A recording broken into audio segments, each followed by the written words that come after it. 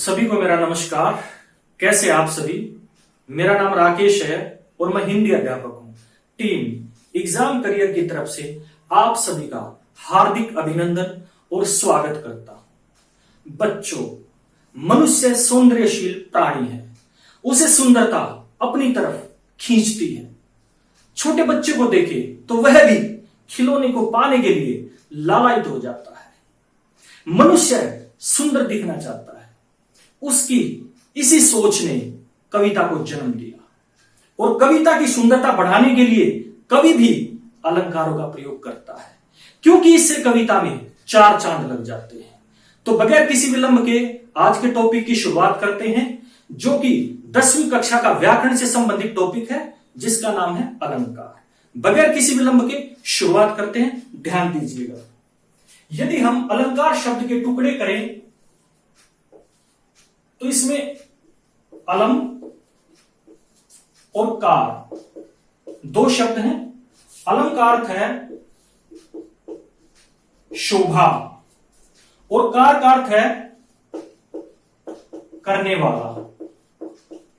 तो इस प्रकार काव्य में शोभा बढ़ाने वाले तत्व को क्या कहते हैं?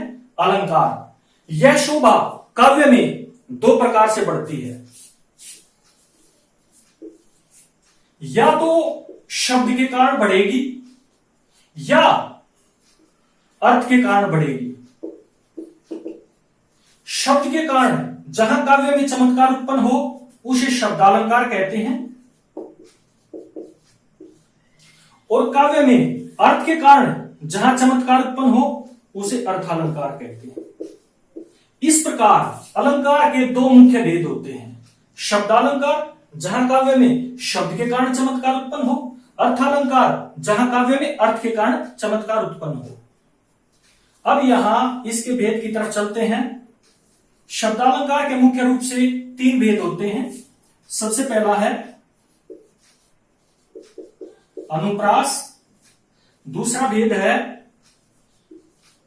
यमक और तीसरा है श्लेष। अब चलते हैं अनुप्रास की तरफ। यदि हम अनुप्रास शब्द के टुकड़े करें तो इसमें अनु इसमें उपसर्ग है और प्रास मूल शब्द। अनु का अर्थ है पीछे पीछे और प्रास का अर्थ है वर्ण। इसमें क्या होगा? एक वर्ण के पीछे दूसरा वर्ण आएगा, यानी कि इसमें क्या होगा? वर्णों की आवृत्ति के कारण चमत्कार उत्पन्न होगा। उदाहरण देखिएगा। रघुपति राघव राजा राम। यहां पर रे वर्ण की आवृत्ति के कारण चमत्कार उत्पन्न हो रहा है, इसलिए यहां पर कौन सा अलंकार है? अनुप्रास अलंकार। एक और उदाहरण देखिए। चारुचंद्र की चंचल किरणें खेल रही थी जलथल में। यहां पर देखिए च वर्ण की बार बार आवृत्ति हो रही है, तो च वर्ण की बार बार आवृत्ति के कारण कौन सा अलंकार है? यहां पर अनुप्रास अलंकार है। अगले अलंकार की तरफ चलते हैं। यमक अलंकार।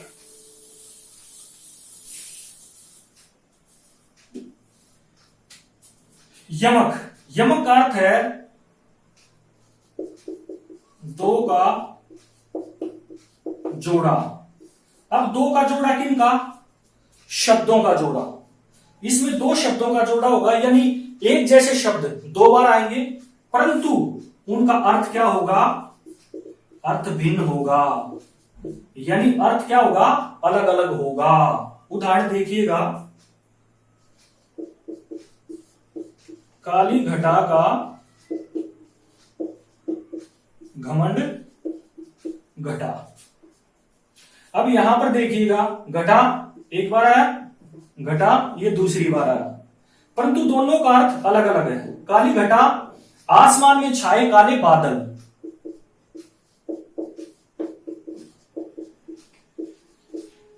और यहां घटा कम हुआ। तो यहां पर क्या होगा, अलग अलग अर्थ होंगे, शब्द रिपीट होंगे। शब्द पुनि पुनि, अर्थ भिनी भिनी। एक और उदाहरण देखिएगा।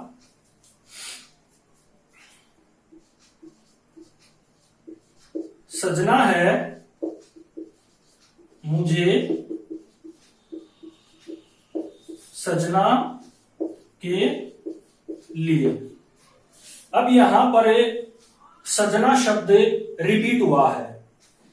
कोई स्त्री कह रही है कि मुझे सजना है, यानी श्रृंगार करना है।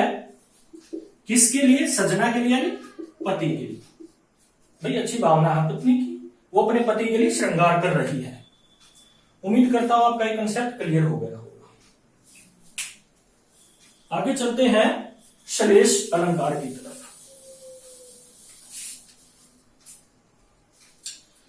श्लेष शब्द का अर्थ है चिपकना। चिपकना किनका? एक शब्द के साथ। किसका चिपकना? अनेक अर्थों का। यानी एक शब्द के साथ अनेक अर्थ चिपकेंगे, वहां कौन सा अलंकार होगा? श्लेष अलंकार। उदाहरण देखिएगा। मंगन को देख पट देत बार बार। यहां पर क्या है कि मांगने वाले को देख कर कोई तो पट यानी वस्त्र दे देता है, और पट का दूसरा अर्थ है कोई दरवाजा बंद कर लेता है। तो यहां पर पट के साथ, एक शब्द के साथ अनेक अर्थ चिपके हुए हैं, तो वहां कौन सा अलंकार होगा? श्लेष अलंकार होगा। अन्य उदाहरण देखिए। इसका दूसरा उदाहरण है, श्लेष का दूसरा उदाहरण है, रहीमन पानी राखिए बिन्स पानी सब सुन, और पानी गए न ऊब रहे मोती मानुष चून। अब यहां पर पानी के साथ काफी अर्थ चिपके हुए हैं कि पानी यदि नहीं रहेगा तो उसमें क्या है, यानी मोती, मोती के लिए चमक, मनुष्य के लिए इज्जत, और चून के लिए जल। तो यहां पर जो है पानी से ये तीन अर्थ चिपके हुए हैं, यानी मोती के लिए चमक, मनुष्य के लिए इज्जत, और चून के लिए जल। यानी तीनों के जीवन में जल का बहुत ज्यादा महत्व है। उसे जल रखना चाहिए, अर्थात मोती के अंदर चमक होनी चाहिए, मनुष्य के अंदर इज्जत होनी चाहिए, और चून के अंदर जल होना चाहिए, तभी तो वह अच्छी प्रकार से घुल पाएगा। तो उम्मीद करता हूं आपका ये कंसेप्ट क्लियर हो गया होगा। तो यहां पर हमारे जो है शब्दालंकार समाप्त हो जाते हैं। एक बार रिपीट कर लेते हैं। अनुप्रास, इसमें वर्णों की आवृत्ति हुई थी, इसमें शब्दों की आवृत्ति हुई है, लेकिन अर्थ अलग अलग हुए हैं। इसमें एक शब्द के साथ अनेक अर्थ चिपके हुए थे। उम्मीद करता हूं आपका ये कंसेप्ट क्लियर हो गया होगा। अभी हम अर्थालंकार की तरफ चलते हैं, ध्यान देंगे। सबसे पहले अर्थालंकार के अंतर्गत आता है हमारा उपमा। तो अभी हम अर्थालंकार करेंगे, यानी इसमें अर्थ का ज्यादा महत्व होता है, इसलिए इसका नाम है अर्थालंकार। सबसे पहला हमारा उपमा। उपमा का अर्थ है बच्चों यहां पर तुलना। उपमा शब्द का क्या अर्थ है? तुलना। इसमें क्या हो गए, उपमेय की उपमान के साथ तुलना की जाती है, वहां कौन सा अलंकार होता है, उपमा। इसके 4 अंग महत्वपूर्ण होते हैं। सबसे पहला है हमारा उपमेय। उपमेय यानी जिसकी तुलना की जा रही है उसे उपमेय कहते हैं। उपमान, जिसके साथ तुलना की जा रही है उसे उपमान कहते हैं। उसके बाद वाचक शब्द, यानी जिन शब्दों के साथ तुलना की जा रही है उसे वाचक शब्द कहते हैं। इसके बाद है बच्चों साधारण धर्म, यानी इस कारण को रंग रूप आकार प्रकार आदि को लेकर तुलना की जाए उसे साधारण धर्म कहते हैं। उदाहरण देखिएगा, मुख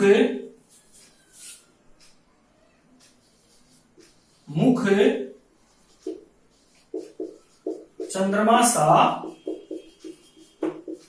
सुंदर।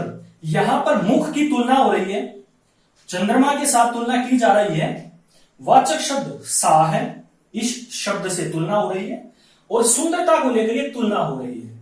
तो यहां पर उपमेय मुख हो गया, उपमान चंद्रमा हो गया। यहां पर एक और चीज ध्यान रखने की योग्य है कि हमेशा वाचक शब्द जो है उपमान के साथ आता है, इसे वाचक शब्द कहते हैं। वाचक शब्द सा हो गया और साधारण धर्म क्या है, सुंदरता। अब इसकी एक ट्रिक भी है, यदि हम इसे याद करने की एक ट्रिक के रूप में भी यूज कर सकते हैं। जहां भी काव्य की पंक्ति में सी, सा, से, सम, सरिस आदि दिखाई दे, वहां कौन सा अलंकार होता है, उपमा अलंकार होता है। उम्मीद करता हूं आपका कंसेप्ट क्लियर हो गया होगा। तो यहां पर उपमा अलंकार में क्या थी, तुलना थी। इसके बाद अगला जो इसका भेद है वह है रूपक। इसमें तुलना थी, रूपक अर्थ होता है नाटक। इसमें क्या होगा, जैसे नाटक में एक पात्र का दूसरे पात्र पर आरोप करके उसे अभेद कर दिया जाता है, ठीक इसी प्रकार रूपक में भी उपमेय का उपमान पर आरोप करके उसे अभेद कर दिया जाएगा। जैसे मुख चंद्रमा है, यहां पर मुख क्या है, उपमेय, और चंद्रमा क्या है, उपमा। अब यहां पर क्या किया गया है कि मुख पर चंद्रमा का आरोप करके अभेद कर दिया, यानी कि मुख अब चंद्रमा नहीं रहा, अब मुख चंद्रमा हो गया है। जैसे यहां तुलना की थी, यहां पर आरोप किया गया है, अभेद कर दिया गया है, यानी मुख चंद्रमा है। इसके बाद हमारा जो अगला अलंकार है वह है उत्प्रेक्षा। उत्प्रेक्षा शब्द का अर्थ होता संभावना। इसमें क्या होता है, उपमेय में उपमान की संभावना दिखाई देती है इसमें, यानी कि इसमें उपमेय में उपमान की संभावना या कल्पना की जाएगी, वहां पर कौन सा अलंकार होता है, उत्प्रेक्षा अलंकार। उदाहरण देखिएगा, मानो मुख चंद्रमा है। इसमें यहां पर संभावना प्रकट की गई है कि मुख चंद्रमा है, यानी संभावना या कल्पना प्रकट की गई है, इसलिए यहां कौन सा अलंकार है, यहां पर उत्प्रेक्षा अलंकार है। तो उम्मीद करता हूं आपको ये जो है समझ में आ गया होगा। अगले अलंकार की तरफ चलते हैं, थोड़ी सी पुनरावृत्ति कर लेते हैं साथ साथ। उपमेय में तुलना की जाती है, रूपक में अभेद आरोप किया जाता है, और उत्प्रेक्षा में संभावना या कल्पना की जाती है। अगला हमारा जो अर्थालंकार का भेद है वह है अतिशयोक्ति। अतिशयोक्ति का अर्थ है बढ़ा चढ़ाकर कहा गया कथन, यानी कि अतिशय उक्ति। अतिशय होता है बढ़ा चढ़ाकर, और उक्ति कथन। काव्य में जहां किसी बात या कथन को इतना बढ़ा चढ़ा के कह दिया जाए कि लोक मर्यादा ही भंग हो जाए, वहां पर कौन सा अलंकार होता है? वहां पर अतिशयोक्ति अलंकार होता है। जैसे हनुमान की पूंछ में लगन न पाई आग, लंका सिगरी जल गए निशाचर भाग। यहां पर हनुमान की वीरता की बढ़ा चढ़ा के प्रशंसा की गई है, तो यहां पर कौन सा अलंकार होगा? यहां पर अतिशयोक्ति अलंकार होगा। एक और उदाहरण देख लेते हैं। पंखुड़ी लगे गुलाब की परी है गात खरोट। यानी कि किसी को गुलाब की पंखुड़ी भी लग जाती है तब भी खरोच आ जाती है। तो किसी के शरीर की बढ़ा चढ़ा के प्रशंसा की गई है, तो यहां कौन सा अलंकार होगा? यहां पर अतिशयोक्ति अलंकार होगा। अगले अलंकार की तरफ चलते हैं। अगला हमारा अलंकार है मानवीकरण। मानवीकरण शब्द का अर्थ होता है मनुष्य के जैसे कार्य करना। मनुष्यों के जैसे कार्य करना। अब मनुष्य के जैसे कौन कार्य कर रहा है? मानवीकरण, यानी मनुष्यों का पीछा करना, यानी उनके जैसे काम करना। कौन कर रहा है? जड़ और प्रकृति की चीजें, जैसे नदियां, पर्वत, झरने, वायु, ये सब चीजें जब मनुष्यों के जैसा काम करती दिखाई दे, तो वहां पर कौन सा अलंकार होता है? मानवीकरण अलंकार होता है। जैसे मेघ आए बड़े सज समर। मेघ यानी बादल। बादल में कैसे आए हैं? बड़े सज सवर के आए हैं।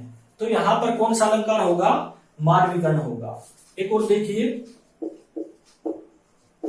फूल हंसे कलियां मुस्काए। हंसना और मुस्कुराना किन का काम है? मनुष्य का। वे कौन काम कर रहे हैं? फूल। तो यहां पर कौन सा अलंकार होगा? यहां पर अलंकार होगा मानवीकरण। अगले अलंकार की तरफ चलते हैं। अगला हमारा अलंकार है अनियोक्ति। अनियोक्ति शब्द का अर्थ होता है अन्य के बारे में कहना। इसको अप्रस्तुत प्रशंसा भी कहते हैं। यानी कि इसमें क्या होगा? अप्रस्तुत के माध्यम से प्रस्तुत की प्रशंसा की जाए या उसका वर्णन किया जाए या उसको सचेत किया जाए, वहां पर कौन सा अलंकार होगा? वहां पर अनियोक्ति अलंकार होगा। यानी हमारे सामने कोई व्यक्ति है, उसको शिक्षित करने के लिए किसी अन्य वस्तु या व्यक्ति का उदाहरण देकर उसे सचेत करना या शिक्षा देना, वहां पर कौन सा अलंकार होगा? अनियोक्ति अलंकार होगा। बिहारी जी का एक दोहा है, नहीं पराग नहीं मधुर मधु, नहीं विकास यही काल, अली कली ही सो बंध्यों आगे कौन हवा। यहां पर क्या बताया गया है कि नहीं पराग, न तो सुगंध है, नहीं मधुर मधु, न ही शहद है और न ही कली का विकास हुआ है। ये किसके बारे में है? कली के बारे में, यानी फूल से पहले खिलने की जो दशा होती है उसे कली कहते हैं। अली कली ही सो बंधो, अली यानी भंवरा,